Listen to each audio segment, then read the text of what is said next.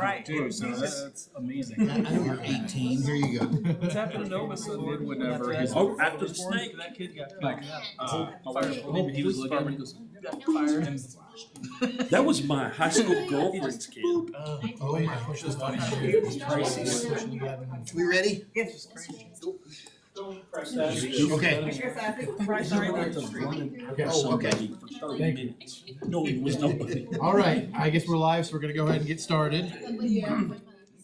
Welcome, everybody, to the Tuesday, October 2nd of the City of Norman's Business and Community Affairs Committee. Today, we have two items on the agenda. The first being a discussion regarding minimum lot sizes for development. And I believe Ms. Jane Hudson has a brief presentation for us, so I'll go and turn it over to you. Brief. Okay, thank you so much. Yes, Jane Hudson, Planning Director. So the first slide is actually a carryover from the last time when we were here in April, and I kept it in here just because I wanted to remind everybody that the two subdivision scenarios, what we were talking about last time was how to possibly subdivide an existing property with an ADU on the back or something like that. But we're expanding the discussion today, but I wanted to keep this slide in there just to remind everyone, we have the greenfield development. And then we also have the infill, and then we have the existing zoning, the requirements for lot area. So the 4,500 square feet, 6,000, and then 5,000. So part of the discussion today is about minimum lot sizes. Our current regulations, again, same thing that was on the other screen, but R1A, 4,500 square feet. R1, you have to have 6,000. R2 is 5,000 if you're developing a single family home. And you have to have 7,000 if you're doing a single family home or, single family home and a garage apartment or a duplex. So you have to have that 7,000. In the RM2, R3, you can have 5,000. If you're doing multifamily development, that does require an additional square footage within those zoning districts, so about 3,000 square feet of additional area for every unit over 3, I believe it is. But I wanted that in there so we could have that to talk about as we move forward with this discussion. So the proposed regulation options would be no minimum lot size, period. And that would be in these districts that I've outlined already. So the R1A, R1, R2, RM2, R3. And I want to add this 1,400 square feet. We looked at a couple places real quick, and Houston, I believe, has a minimum of 1,400 square feet. I believe Austin had 1,800 square feet or 1,500 square feet. But that's just some information for you in case we want to talk about that as opposed to just doing 0. For development, and again, I'm talking about new development. So I'm talking about greenfield development. We're coming in with a preliminary plat. We would have to review everything that will be coming in on that plat. So we have to have our street frontage, appropriate location for solid waste collection, emergency vehicle access, adequate drive access, and then of course utility access. So the easements for water and sewer would have to be accounted for. Our current setbacks are 25 feet for the front yard, 5 feet on either side, 20 feet for a rear setback, and we do have a 65% maximum coverage. And we went back a couple years ago and updated that. So it's 65 total coverage. We did have it broken into 40% for structures and then the additional 25 for paving, but we just did 65% across the board for that. If we are going to make this change to go to no lot size requirements, I wanted to throw this out there because I think this is something that we need to talk about. And like I said, the front yard setback right now is 25. I think that we need to pull the front yard to 20. That keeps the setback for the garage for a car to park in the driveway and not overhang onto the sidewalk. But if we're reducing the lot size and keeping a 25-foot front yard setback, that's some additional area that somebody could utilize for housing. Something to think about. And again, still required to plat if unplatted. The other thing that I wanted to talk about, so for the current subdivision regulations, we have a minimum distance of street frontage of 50 feet for a lot. If you're on a cul-de-sac, you can have 35 feet. Depth of the lot is 100 feet.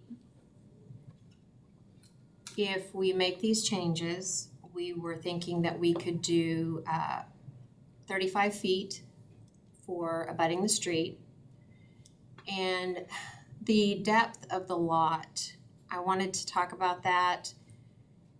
We've had two, so I want to go through these. So we've had two items in the last couple of years. We had the villages. Those are about 35 feet wide, but they were all still 100 feet in depth.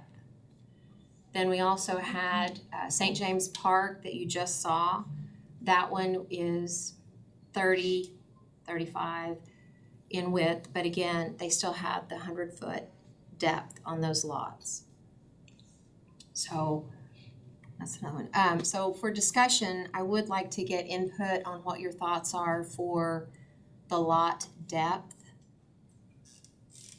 And if you were good with taking that 50-foot requirement out and only having the 35-foot requirement, which is what you're seeing. When you're seeing PUDs come forward to you, that's one of the reasons they're coming forward, is like they're bringing the 25-foot front yard to 20 and sometimes 15 if they set the garage back to 19.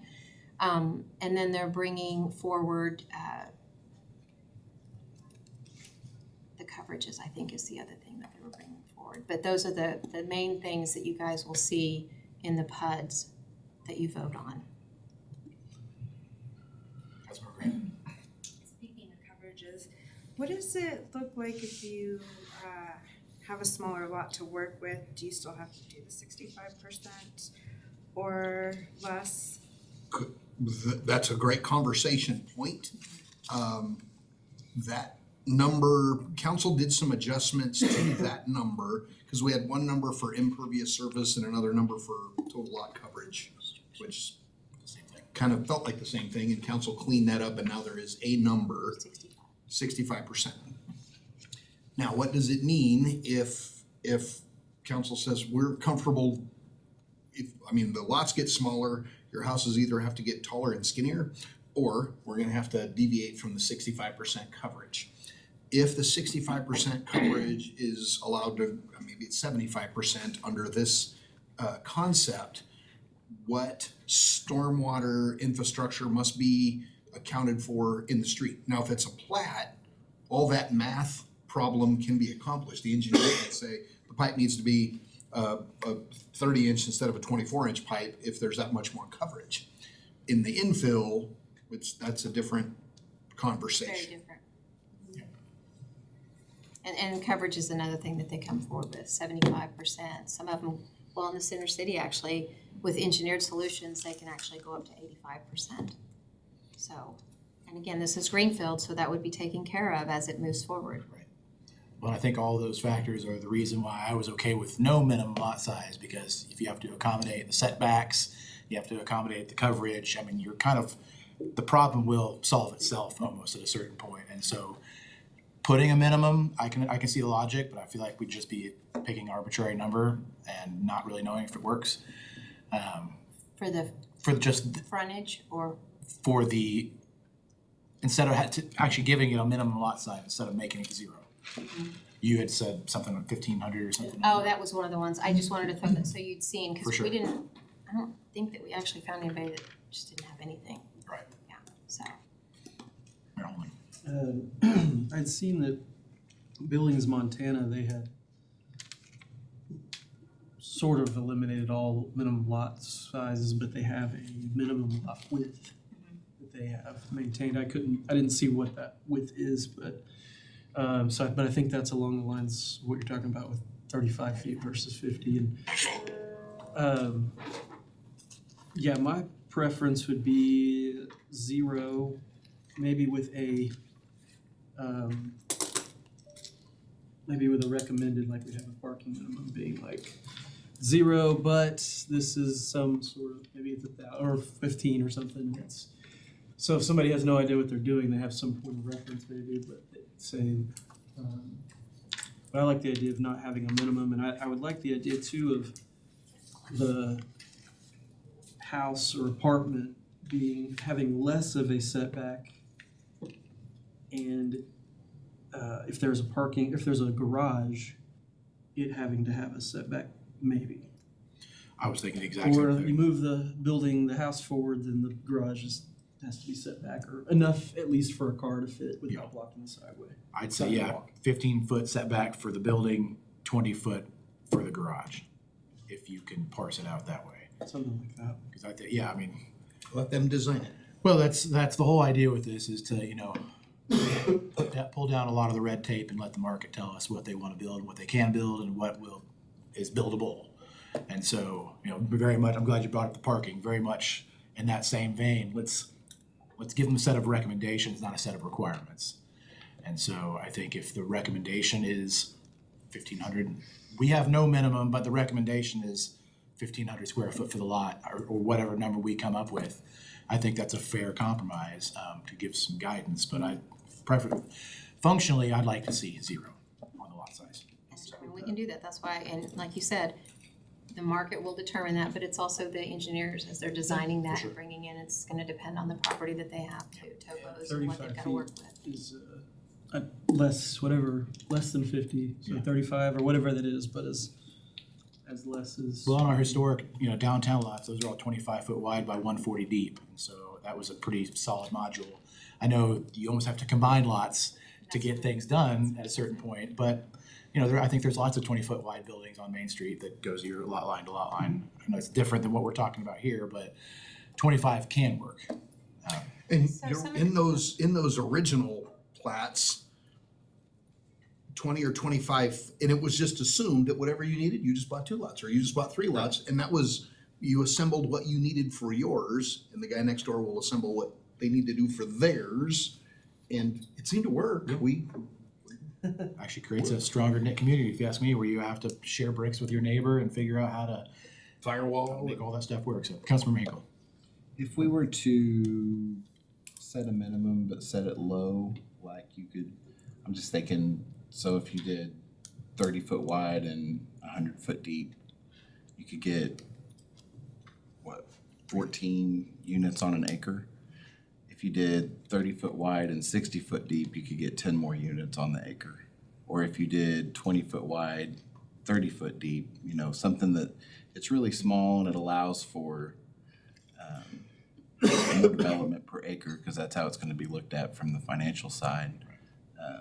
But still have some kind of grip on it a little bit, and not, that way you don't have 300-foot lots that are getting developed with stuff in neighborhoods. Like, that may not be that may be tough to do with the easements, but you might have some very jagged things that way in some of the parts of town. Well, this is partly for the core, where we want to potentially partition off backs of lots to sell off ADUs, but I think you hit the nail on the head. It's more for greenfield as well. And so if we get new developments coming forward and we're saying, well, you can squeeze in that many more homes or make that much more efficient use of your land.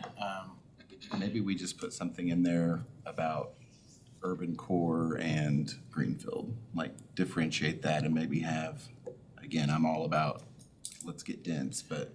Well, and I think that's so something to keep in mind is we will be doing a full overhaul of the zoning ordinance and subdivision regulations. So I think there is opportunity to massage all the numbers, all the things in the ordinance.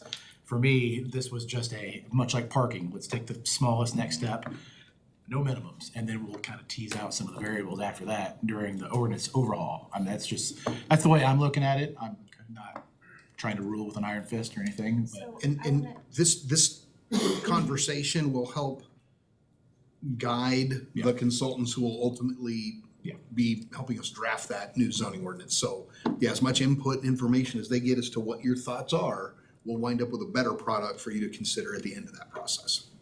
So I wanna point out one thing in the villages, the example I showed you on the villages there. So like I said, it's a 30, 35, some of them might be 40. So that was done as a PUD. With a PUD, they have to give us a typical design of how the lots will work.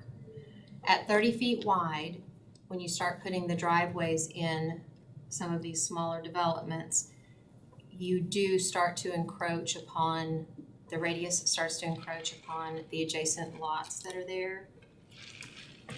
It's my understanding that there are a couple lots that are in this development that are not developable because of, it's just kind of first come, first served, and they started getting the driveways and so on and such in there. So I think this can be done, but I also think that as these applications come forward, we're going to have some additional requirements, some expectations of the engineers as they submit those applications to us to show us how each of these will work if they are gonna be 30 feet wide, if they're gonna be 35 feet wide.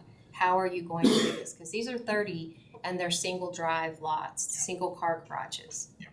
And I would like to be able to put some of those expectations with Yeah. this update of what they do have to get to us. I think that's a absolutely reasonable compromise. We get rid of the minimums, but we say now you have to prove that it works. You have to show us your math, essentially. And it's not, I mean, yes, it's a little bit of extra work on the front end for them, but we're also pulling down the requirements. Again, it's a happy medium, I feel like. In that particular neighborhood, I think my niece and nephew they live on lot 20, I think, based on, now that it's all built. And it is an affordability Yes. enhancement. Yes. It's 3-bedroom, 2.5 bath. And when you're inside, it does not feel like a little house at all. Super duper livable, a 1-car garage. They left a house off of Boyd out by Rotary Park that was built in the 60s with a 1-car garage. So it was nothing new to them. That's just the way it works. And you learn to, whoever gets home first, parks inside. I mean, and they just do the dance, but that's what they were doing at the house they lived in Yeah. before. So we used to build them like that all the time. You're saying that with this development, they didn't realize that until after they started building it out?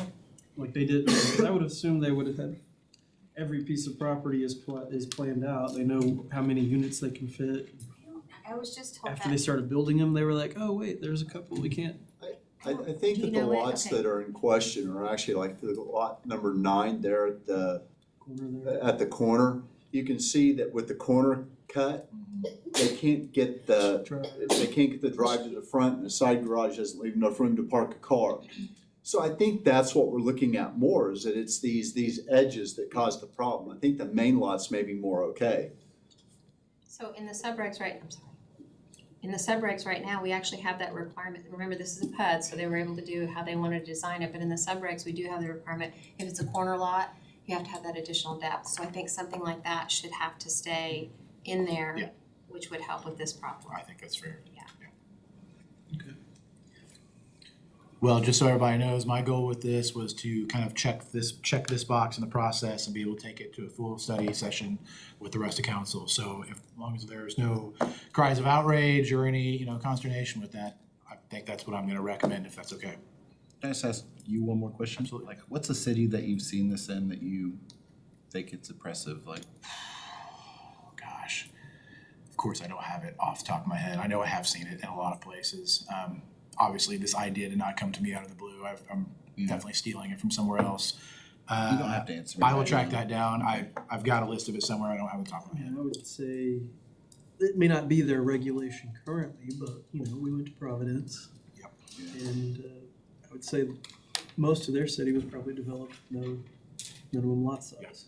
Yeah, Maybe they have one now but they were also only 18 square miles, so. They say the top 3 things you can do for housing affordability is to abolish parking minimums, legalized ADUs and abolished minimum lot sizes. So if we take this step, we'll have done the top three things to increase affordability for housing in our community. And in that scenario, when it becomes an entitled opportunity, developers, they spend less money on attorneys and putting together PUDs and SPUDs, which is a cost that just gets tacked on to every single one of those lots. Absolutely. So, Yeah, well, and you think about just from a maintenance standpoint, I as a homeowner have less yard to mow, less yard to water, yet less leaves to pick up it just, less is more, sometimes more is less, sometimes. I think it's an attempt to not have large, single-family houses, multifamily, and nothing in between. This is kind of the step to get what we always call the missing middle, so. All right, you got direction? Excellent, well, thank you very much. All right, item number 2 is a discussion regarding a possible charter election and other spring elections. And I don't know if staff is presenting anything on this item, but if not, I'm happy to wing it. Okay. So this came up, if you guys remember in our study session, I think it was 2 weeks ago, we talked about the street maintenance bond and where we would like to put that in terms of the election calendar. There was the option of February with the city council elections, or we could put it in April if we had something else to maybe pair it with. And so we talked about the charter amendments coming back. I was hoping that we were gonna have a slide that talked about the previous charter amendments. I pulled some of that out. Okay. I mean, based on your conversation at retreat, what you were looking at was the swearing in time, council pay, and possibly the TIF threshold thing again. I think term limits was also on there, right? I'm not sorry, term length. Well, that's what failed last time. Okay. It was all coupled together. The term length with the swearing in and the pay is kind of all in one section, all that, and it went down. So I don't know what they had the most heartburn about, but If we were to bring it back, would you have to put them all in one section again, or could you parse them out? I believe they could be parsed out. I can talk to Catherine about it. It would just be a separate question. I think the goal is to not have to reconvene the charter committee, Right, and the right. ones that council feels are a priority to revisit, let's put those back on a ballot and see where it stands. I know that the first time those passed, it was a very hot time politically, and so I'm not certain that the votes on that were really indicative of how people felt on those issues, and so I'd like to take another bite of the apple on that. Marilyn. Yeah, six of the 9 passed. But yeah, the one to allow us to increase utility rates, terms, and pay were the 3 that failed. And my goal, or my plan right now is not to reconvene a charter review committee and go through the whole thing. Usually every 5 to 10 years. I think what we have to do it every 10 years. every 10 Yeah. years mandatory. And so I don't know that we need to go through and do a whole thing again, but some targeted ones, specifically the swearing in one, which I would tentatively propose being within 30 days of certification of the election board. So not tied to any date specific. That way if state law changes again and affects when we can have city council elections, then don't have to go try to amend the charter again to deal with that. And then, just being elected February 11th, not being sworn in until September, which always felt like July 1st. It's a long time, and people asked about it a lot. Acquiring not in there already. And then you have issues like in Ward 1, so that's one main one, and then there seems to be a lot of support whenever people find out how much we get paid or how little. So that's one to think about, but primarily the term or the swearing in time is what I'm most interested in getting changed, but I'm certainly open to considering any others as well. And I think we've all heard from residents about elections and why we don't take up more opportunity perhaps to put things on similar elections. And sometimes we just can't. Sometimes things aren't ready to go forward. Sometimes they're not something we're requesting, and it's another entity. And then, there's not statewide elections every November. So, Right. And we've also seen, just in the charter amendment election that we had a few years ago, in the 9 questions, ballot fatigue is a real thing. If there's too many things on the ballot, people start to skip the questions as they go down the line. And you can see it if you look at the 9 charter amendments from a couple of years ago. The first question had over 1,000 more total votes cast for it than the 9th question. And you can see it when you go down the list, the total gets less and less and less until you get to number 9. And yeah, it was over 1,000. So over 1,000 voters voted for the first one, didn't make it to the end. And so you've got to be careful about putting a whole bunch of stuff on one ballot, especially if there is a federal and state, and there's state questions and judicial retention and 50 things that are on there. So, but also people, have been critical about, well, we just had an election in February, a special one in March for this one thing. And so I think with 6 city council elections in February, probably maybe a good chance that one of them will have a runoff. So I think we could be okay scheduling something in April, but it's something I thought we really needed to think about. I think the street maintenance bond is, to me, it's a very popular program. It's 20 years old. It's been reapproved 4 times and has been very effective. And I think it's something that candidates for city council can run on supporting, hopefully. And that could help get the voter turnout for it in a positive way.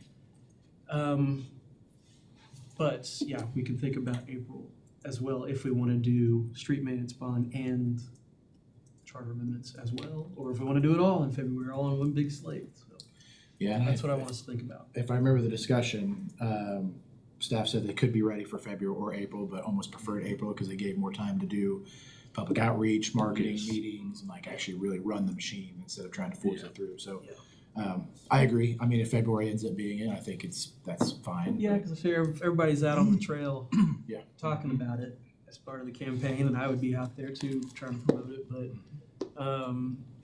so maybe we don't need as much time to do marketing and all that stuff if we've got a bunch of people running for council that are It's fair. out Put there a on the little trail. bit in perspective, a February election, we would have to have it on first reading, the second reading in November, and then second reading in December, so we would have, It'd be pretty on that quick. I think staff is going to be able to come back maybe at the end of this month. We're to coming back, study session. we have it currently scheduled for October 28th to come back to full council with the street maintenance bond. And then we can decide in that meeting, I think, if we want Go, to no go for. send it February. forward for February or hold off. So, but yeah, and then other charter amendments, like I said, if there's any other ones that anybody thinks about specifically, I'm open to considering them, but specifically swearing in times is one I'm mainly focused on.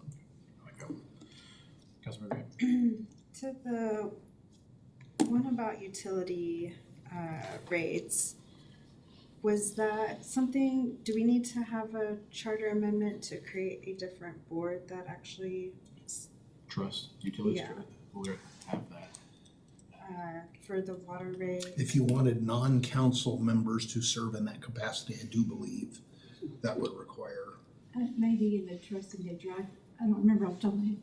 Rick, so Oh, yeah. But that, So we have a public utilities authority. Right. But if council said we want to appoint private community members to serve as trustees, yeah, it's no different than the hospital trust. does that require a vote of the people? Go look specifically at what the language says about that particular utility. What that trusted interest says, and we look at that and make a determination as to whether or not it will require a vote or not. Oklahoma City does it. Does what now? They have Oh. different people Gotcha. as trustees of their. Do they just make utility. recommendations to council? I still have a question about that too. So does that board have to have that, let's say it's water rates and there's a trust that's over it that's not us. And they say that the rate needs to be raised according to a study by so much. Do they get to automatically do that, or do they have to go to a vote of the people? Yeah, not without taking it out of the charter or amending the charter language. You'd have to amend that language in order for them to do that without a vote. I'm good, thank you. I think, yeah, they would work on that with utility staff, and then I would envision it as them making a recommendation to us that this is what when the next rate needs to happen, this is what staff and the authority has discussed of what that needs to be. Here's our recommendation to city council. And then we decide whether to go forward with it or change it or whatever, but that's what I would view. And then I don't know about mundane being the right thing, but other things that the authority does where we change our hat and stuff that, Antifa. right? Yeah, those trustees, depending on the skill sets you seek, then you're getting community members to say, yeah, we recommend this, this really needs to happen. Right. It provides you another level of salesmanship should the question go before the voters. It's Because if Maybe I remember gonna right, add a layer of trust. if I Maybe remember, less of the politics. So. their Homer probably knows better than I do, but if I remember right, the history was this got put in there because the water rate, raising them and lowering them was being abused, so the people, the powers that be, were taking advantage of the situation. So exactly like you're describing, if it was now citizen-led and they were recommending as a citizen body, and we as a council, thumbs up, thumbs down on the recommendation, I think it's a lot different than the man behind the curtain, pulling the strings whenever they want to raise or lower rates. Increasing utility rates and using it for non-utility. Yes. I think the story is that at some point in time, and this is before I was here, there was a request to raise police salaries that got proposed and it was rejected. And that city manager says, well, I'll just increase the utility rates and we'll just use that to pay raise that I'm asking for public safety. And that's what resulted in that charter change that now requires for that. So I think you're right about the issue of it seemed like it was a little bit abusive, and then that resulted in what we have now. And of course, the difficulty is from the utilities department perspective, it's difficult to recommend those incremental increases that you probably need. You have to wait till something's really, really bad, and then of course the electric goes, how come you didn't come and tell us? It's like, because you weren't gonna approve it if we just told you this was just regular. How often are you going to vote to increase your rate? Right. And it's probably really rare that that's gonna happen. I mean, I'm not really motivated to raise the amount of money I pay for services very often. I mean, it's good, like you said, there's gotta be something, a carrot at the end of the line that's saying, well, if you don't do it, either you're gonna lose your access to water or whatever the situation may be, so. And even the rules of governmental accounting standards changed since that abuse took place back in the day. If in today's environment, under governmental accounting standards, if our external third-party auditor came in and saw us buying cop cars out of the water fund, your audit opinion would be skewed mildly to say this is absolutely not reporting the true and correct financial position of the city. It'd make it really tough to issue debt. There would be bad outcomes from it. It was a little looser back in the 70s when I understand this may have taken place. Makes sense, So, that makes sense. safeguards, but it's hard to convince the public that Well, it's a different place now. exactly, I'd very much be in favor of bringing that one back, with the caveat that we do quite the campaign to educate that you're not handing over the power to the city council. There will be an extra layer of protections in there. We as a city, like all cities in Oklahoma, we're hamstrung once because of the sales tax system, doubly hamstrung because of this utility setup. I would just hate to box ourselves into a corner. That's really what The other thing to keep in mind is there's a possibility that you may have a TIF referendum vote on one of those two dates. If the Supreme Court reverses Judge Verdon's ruling, we have to set it, we have to send it for a vote. It's gotta be on the next general municipal election or the next county election. As a general rule, the next municipal general election is an election when all the citizens of your jurisdiction vote. The difficulty is. Is that a usually the mayoral mayor election race, for? The next mayor race So is not until 2028. If you had a charter election on one one of those two, the February or the April, there's an argument that that would be an appropriate date for that.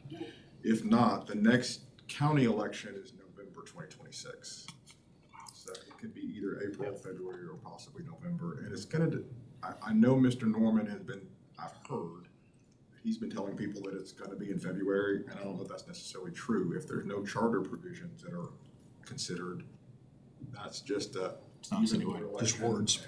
And I could imagine that would draw a challenge judicially if there were no charter provisions being voted on. And there wouldn't be a reasonable argument that everybody in the city is voting, that probably would get challenged in the next. The date that I concluded was the most appropriate, absent a potential charter election, would be November. So. Okay, that's good to know. Would be the next citywide. Yeah. It's definitely something to consider. Mayor Holman. Yeah, I had an experience with what municipal election means. A few years ago, I had an opponent in Ward 7 who had not been a registered voter for 6 months. They weren't from Norman, they were a student that lived in the dorms.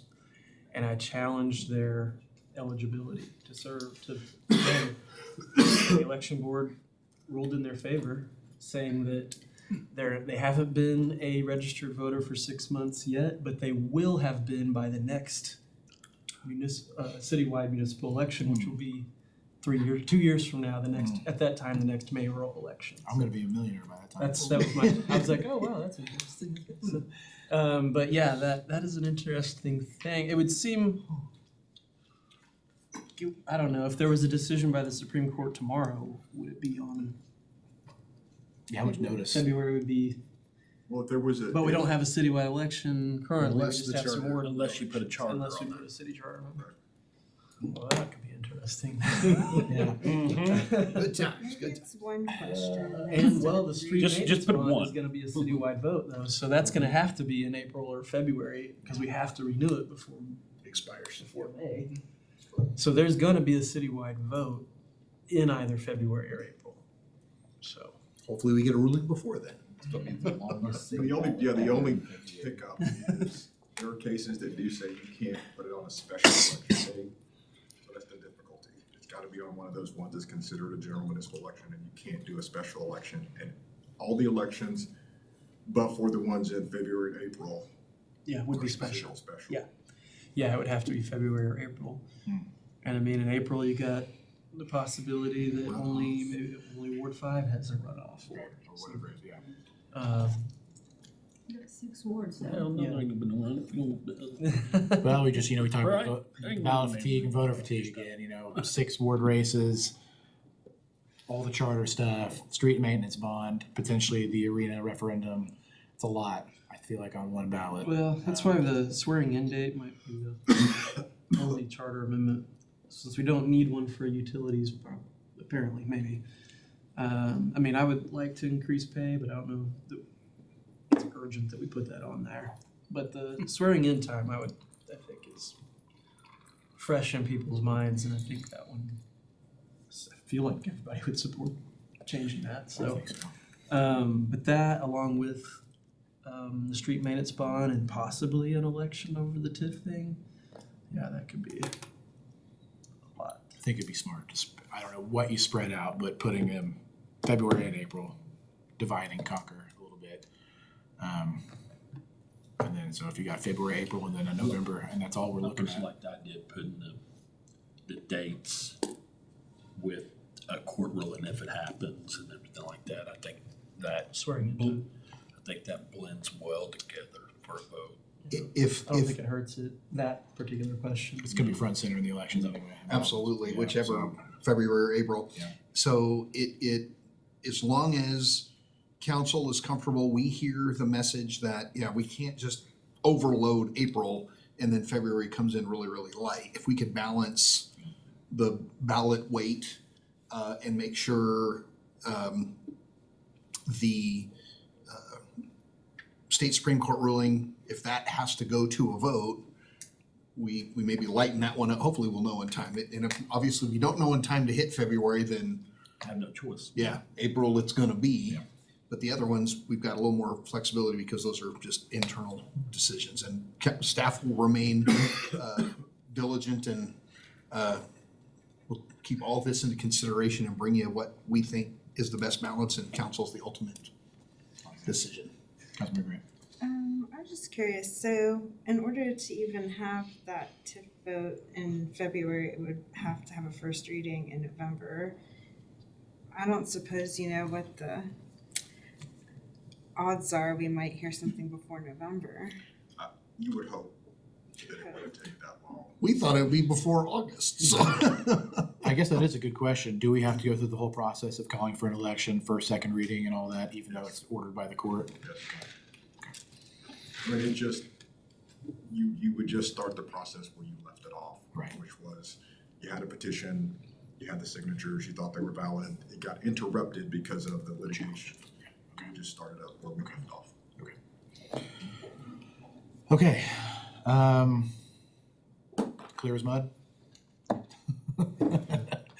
All right, well, I think that we've talked about that one enough. If there's no other conversations or comments on that, you guys